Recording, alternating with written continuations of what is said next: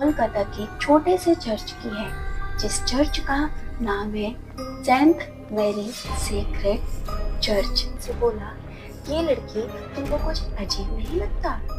But Maria तो इतनी सुंदर है, पढ़ी लिखी है, इसे तो कोई भी मिल जाएगा। और चुपचाप धीरे से मारिया के बगल में जाती है और सुनने की कोशिश करती है कि आखिर मारिया क्या बोल रही है। ये वही लाइन जिसे देखकर बहुत ज्यादा नैन डर जाती है, उसके अजीब तरीके से दौड़ने लगती है, मानो जैसे वो जानवर हो। बहुत तेजी से मदर एग्नेस की तरफ बढ़ने लगती है। हो गया था मानो जैसे कि एकदम अंधेरी रात का सन्नाटा, कोई भी सहम से गए, क्योंकि मारिया की हालत बहुत ज्यादा खराब हो चुकी थी। Hello everyone, welcome back to our Sony Sister channel. So guys, this is our first horror video. So please like and subscribe to our video. Video में अगर कोई भी मिस्टेक हुई हो तो पहले से ही सॉरी। एंड साथ ही साथ आपको वीडियो कैसी लगी हो प्लीज कमेंट में बताएं। तो चलिए शुरू करते हैं आज की रोंगटे खड़े कर देने वाली वीडियो। बट उससे पहले भगवान का नाम ले लेते हैं, क्योंकि आगे वीडियो और भी ज्यादा हॉरर होने वाली है और आप लोग को लगने वाला है डर। तो गाइस, ये स्टोरी स्टार्ट होती है 1972 में एंड ये स्टोरी कोलकाता के छोटे से चर्च की है, जिस चर्च का नाम है Saint Mary Sacred Church. And ये चर्च के साथ साथ नन हॉस्टल भी है। तो जिन लोगों को नहीं पता है कि चर्च क्या होता है, नन्स क्या होते हैं, तो मैं उन लोगों को बताना चाहती हूँ। हमारे हिंदू कल्चर में जैसे जब किसी लड़की को इस संसार यानी कि इस दुनिया से कोई भी लेना देना नहीं होता है, वो अपनी मर्जी से पर ध्यान लगाने के लिए चली जाती है, वैसे ही नन्स सोसाइटी भी होती है। जब क्रिश्चियन लड़कियों को इस संसार से दूर जाना होता है तो वो लोग नन बनने के लिए चर्च में जाते हैं। इस नन हॉस्टल में बहुत सी नन्स ट्रेनिंग के लिए आती है और ट्रेनिंग करती है। एंड उनकी ट्रेनिंग खत्म होने के बाद जब वो नन बनने के लिए तैयार हो जाते हैं पूरे तरीके से रूल्स एंड रेगुलेशन के साथ, तब उनको उसी ट्रेनिंग सेंटर से सेक्रेड मैरी सोसाइटी में भेज दिया जाता है। मार्च के लास्ट वीक का सैटरडे था। चर्च में इवनिंग प्रेयर हो रही थी। मदर सुप्रियर एग्नेस, जो कि नन ट्रेनिंग हॉस्टल की हेड थी, वो एक लड़की को लेकर आती है जो लगभग 22 साल के आसपास थी। उसका नाम था मारिया। वो दिखने में बहुत ही ज्यादा सुंदर थी और ये स्टोरी मारिया की ही है। तो मदर एग्नेस मारिया का इंट्रोड्यूस कराती है और बोलती है कि मारिया भी अब से हम सबके साथ चर्च में रहेगी।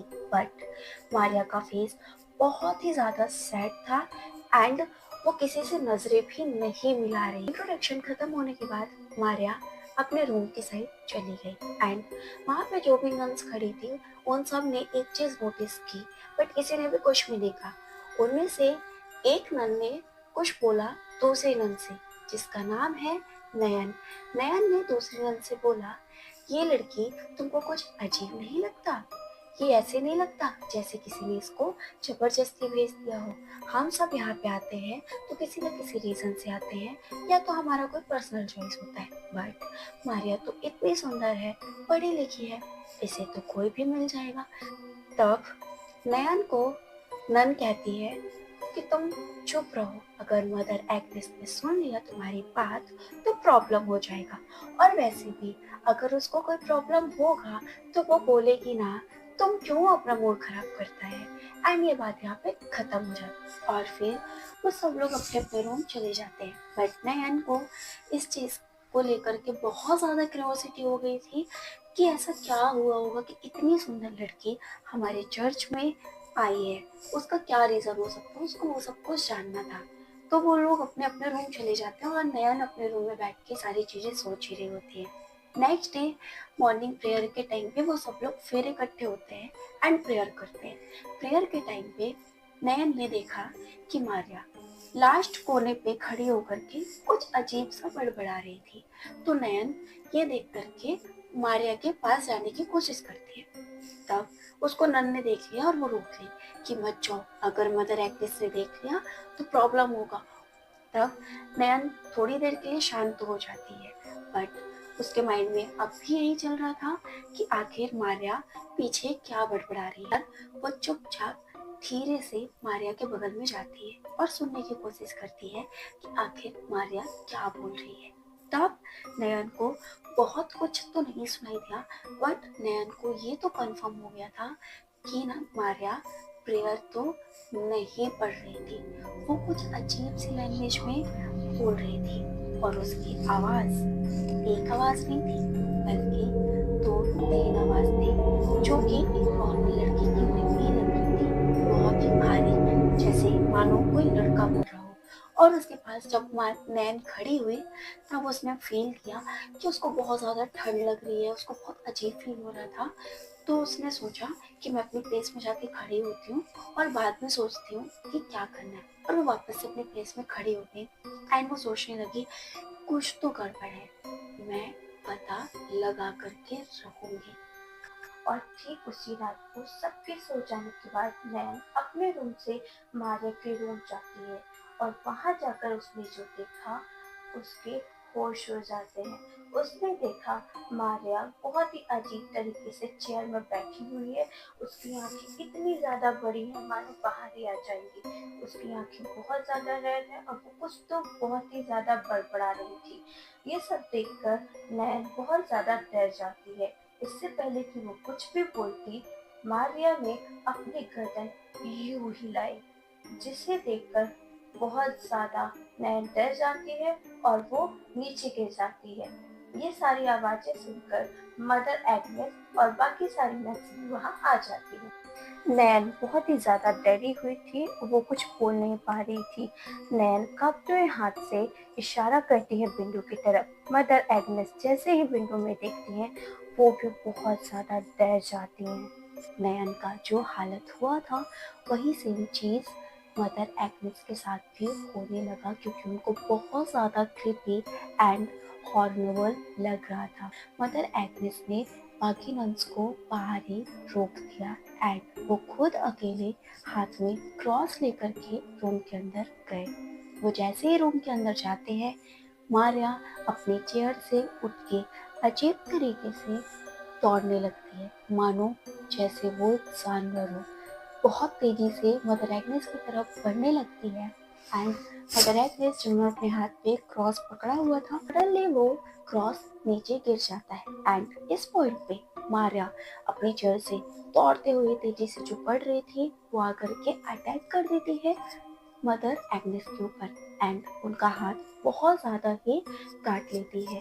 इस पॉइंट पे मदर एग्नेस कुछ भी नहीं बोल पा रही थी, कुछ भी नहीं कर पा रही थी, वो बहुत ज़्यादा डर गई थी। मारिया हाथ कट करके चुपचाप वापस से अपनी चेयर में जा करके बैठ जाती है एंड जैसे तैसे मदर एग्नेस को रूम के बाहर लाया जाता है और रूम को लॉक कर दिया जाता है।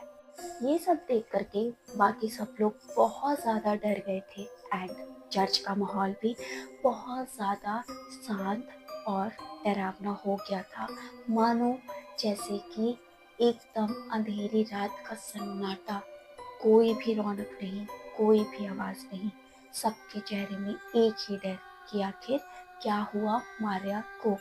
तब उस रात को सब लोग वापस से अपने रूम जाते हैं और सो जाते हैं, बट नेक्स्ट डे होते ही फादर जॉर्शन को बुलाया जाता है, जो कि एक्सॉर्सिज्म करते हैं। एक्सॉर्सिज्म क्या होता है गाइस? ये एक मुक्ति प्रक्रिया होती है जिससे कि आत्माओं को मुक्त किया जाता है। फादर मारिया के रूम जाते हैं एंड फादर के साथ में मदर एग्नेस भी जाते हैं। तब इसके हाथ में क्रॉस था एंड हॉली वाटर भी था। अगर आप लोग को नहीं पता है तो हॉली वाटर का मतलब होता है गंगा जल। फादर जॉर्सन ने जो देखा वो देख करके वो भी थोड़ा सहम से गए थे, क्योंकि मारिया की हालत बहुत ज्यादा खराब हो चुकी थी, पूरी तरीके से पजेस्ट हो चुकी थी एंड वो देखने में बहुत ही ज्यादा क्रीपी लग रहे थे। मारिया अपनी ही बॉडी को काट रही थी, अपने बालों को तोड़ तोड़ कर खा रही थी।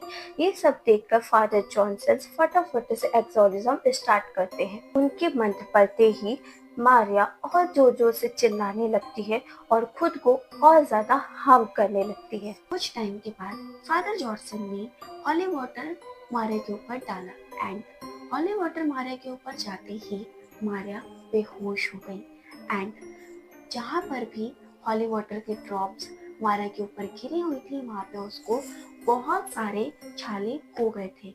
मारिया को फटाफट से उठा करके बेड में लिटाया जाता है एंड उसको रेस्ट करने दिया जाता है। तब फादर जॉनसन ये सबको यकीन दिलाते हैं एंड कंफर्म करते हैं कि मारिया के अंदर जो भी नेगेटिविटी थी वो सब कुछ खत्म हो गया है। और ये सब सुन के सबके मन में शांति आती है कि चलो जो भी प्रॉब्लम था वो खत्म हो गया है।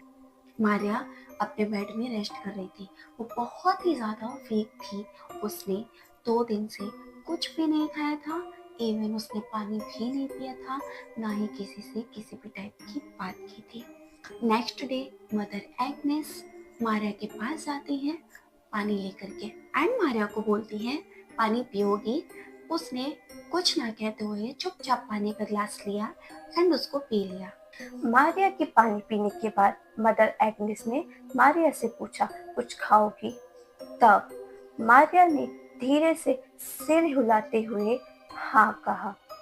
मदर एग्नेस नैन से कहकर खाना मंगवाती है और मारिया को देती है। 1-2 बाइट तो मारिया ने आराम से खाई, लेकिन जैसे मारिया खाना खाती जाती है उसकी हरकतें बहुत ही ज्यादा अजीब होने लगती हैं। खाना खाती ही गई, मानो जैसे वो कई सालों से भूखी हो।